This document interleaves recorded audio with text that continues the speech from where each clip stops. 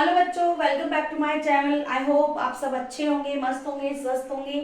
Fraction की नई series का नया video fully dedicated for divide, because fractions के डिवाइड में थोड़ा सा बच्चों को दिक्कत आ रही है और डेफिनेटली आती है, क्योंकि मैं आपको पहले ही बता चुकी मल्टीप्लाई सिखाना इतना हार्ड नहीं है जितना मुझे लगता है कि थोड़ी मेहनत करके डिवाइड सिखाना है। ठीक है, तो हम एक क्वेश्चन और करते हैं, स्टार्ट करते हैं। हम बिल्कुल लेट नहीं करेंगे।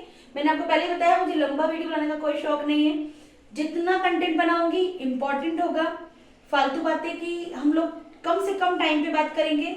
जो आपके काम की बात होगी सिर्फ वही आपसे शेयर की जाएगी, उससे ज्यादा हम बात नहीं करेंगे। पहला क्वेश्चन मैं आपके लिए ले रही हूँ डिवाइड के लिए, क्योंकि मैंने आपको बोला था कि डिवाइड ही अब हम नेक्स्ट वीडियो बनाने वाले हैं। तो डिवाइड पे हम बात कर रहे हैं। डिवाइड का पहला क्वेश्चन आपके लिए 2/5 divide by 1/25। Second question 1/2 divide by 25। Third question 25 divide by 1/5। देखिए क्वेश्चंस मैंने लिख दिए हैं। अब आपको सिर्फ इतना समझना है कि मैं करना क्या चाह रही हूँ। यहां पर भी मैं 5 कर देती हूँ। इसका मैं कुछ लॉजिक है, मैं क्यों रखना चाह रही हूँ 5। देखिए 2/5 डिवाइड बाय 1/5। मैंने आपको इससे पहले वाली वीडियो में बताया थी कि जब भी आप डिवाइड को सॉल्व करेंगे, डिवाइड को आपको क्या चेंज करना है, मल्टीप्लाई में पहला नंबर एज इट इज लिखना है और इसको क्या करना है बच्चों, रेसिप्रोकल। क्या करना है आपको, रेसिप्रोकल करना है। मैं लिख भी रही हूं ताकि आपको आ जाए। पहला number as it is 2/5, multiply में चेंज करो, मल्टीप्लाई एंड इसको रेसिप्रोकल। तो रेसिप्रोकल का मतलब डिनोमिनेटर को न्यूमरेटर में एंड न्यूमरेटर को डिनोमिनेटर में लिखना है। Is that clear? I hope समझ में आ गया होगा। आपको नहीं समझ में आया दोबारा करके देखिए।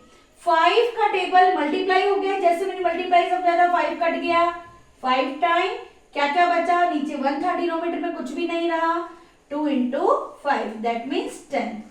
आई होप समझ में आ गया। नेक्स्ट चलते हैं। देखिए इस तरह के क्वेश्चन में देखिए अब कंफ्यूजन क्या है बच्चों। मैं आपको जो कह रही थी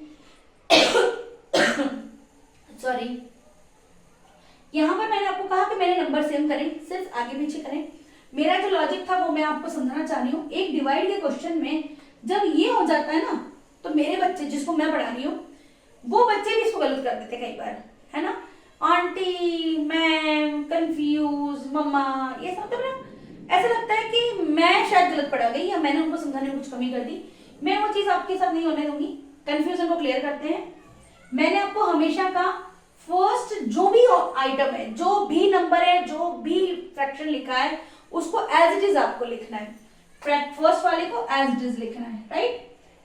मल्टीप्लाई क्या करना है, इसको एज इट इज जैसा भी है इसको मल्टीप्लाई एंड इसको देखो इसके नीचे कुछ नहीं है तो 25/1 है, तो इसको आपको क्या कर देना है 1/25। ठीक है। और क्या करना है, इसको देखो 25 पहला नंबर है, मैं जो समझाना चाह रही हूँ पहला नंबर 25 है, आपको इसको एज इट इज लिखना है। यहां पर 1/5 पहले था तो हमने 1/5 को लिखा, यहाँ 25 पहले है तो हमने इसको लिखा। डिवाइड को क्या करना है, मल्टीप्लाई करना है और इसको रेसिप्रोकल करना है, इसको ऊंचा और इसको नीचे करना है, यानी कि ये हो गया 5/1 हो गया। ठीक है।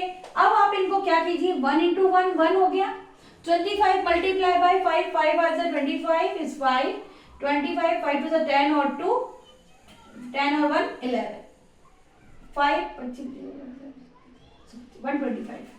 ठीक है। अब आप देखिए 25 मल्टीप्लाई बाय 5 वही नंबर आ गया, लेकिन ये नंबर आया बच्चों ऊपर, ये नंबर आया ऊपर। बट यहाँ पे क्या आ गया, ये डिनोमिनेटर में आया है। क्वेश्चन को उल्टा कर दिया है मैंने, आगे वाले नंबर को पीछे, पीछे वाले नंबर को आगे किया है।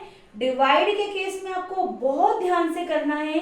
क्या ध्यान रखना है, पहला जो भी नंबर फ्रैक्शन जो भी है उसे आपको क्या करना है, कुछ भी नहीं करना, एज इट इज लिखना है। आपको क्या करना है, कुछ भी नहीं करना। करना क्या है, कुछ भी नहीं करना, उसको एज इट इज लिखना है। एज इट इज लिखने के बाद जो भी डिवाइड का साइन है उसके बाद उसको रेसिप्रोकल करना है। रेसिप्रोकल का मतलब उल्टा करना है। आपने उल्टा कर दिया, उसके बाद क्या होगा उसका मल्टीप्लाई। तो मल्टीप्लाई हमें आता है, मल्टीप्लाई आयो मुझे जो लगा कि मुझे नहीं कराना है ज्यादा डिवाइड मल्टीप्लाई को, तो मैंने ज्यादा नहीं लंबा नहीं खींचा, वो इजी चीज है। और वही मल्टीप्लाई बार बार यहाँ यूज होगा तो आपका रिपीटेडली वो सॉल्व होता जाएगा, तो उस पर हम ज्यादा बात नहीं कर रहे हैं, क्योंकि हम रिपीटेडली उन चीजों को रिपीट करेंगे तो वो हो जाएगा।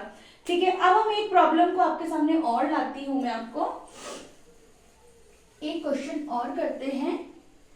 लेट्स से इस क्वेश्चन में देखिए 25 डिवाइड बाय 32 यहां पर डिवाइड कर दिया है ना, 1 अपॉन या 4 अपॉन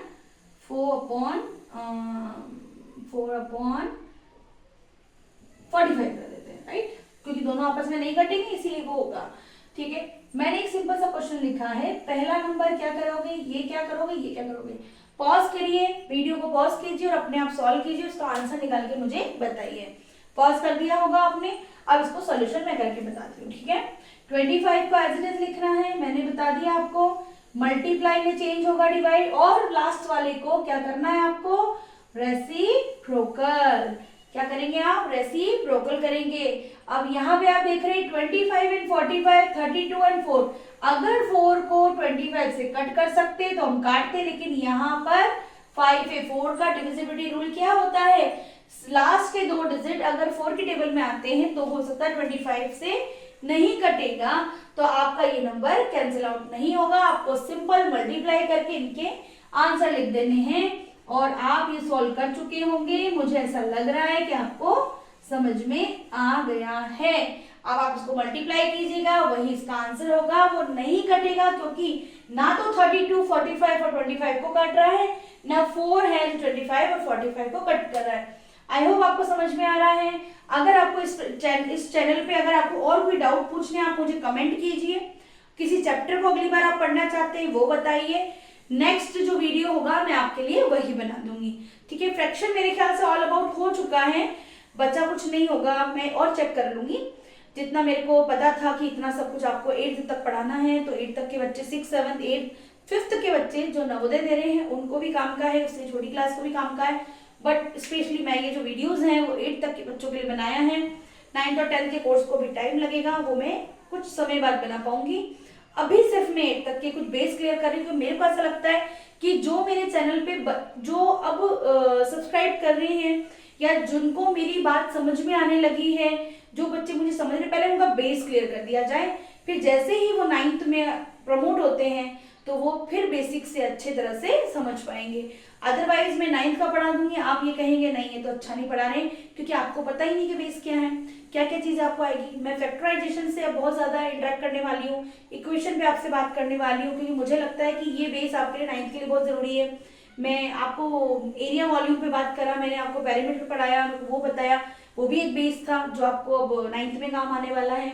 मैं ट्रिग्नोमेट्री पे बात करना चाहती हूँ, ट्रिग्नोमेट्री के बारे में बात करेंगे, ट्राइंगल के बारे में बात करेंगे, बेस हाइट हाइपोटेन्यूज पर बात करेंगे, हम पाइथागोरस थ्योरम को डिस्कस करेंगे, हम बहुत कुछ करने वाले हैं, बट कुछ समय लगेगा। थोड़ा धैर्य रखिए, पेशेंस रखिए और चैनल पे बने रहिए। थैंक यू, बाय बाय बच्चों।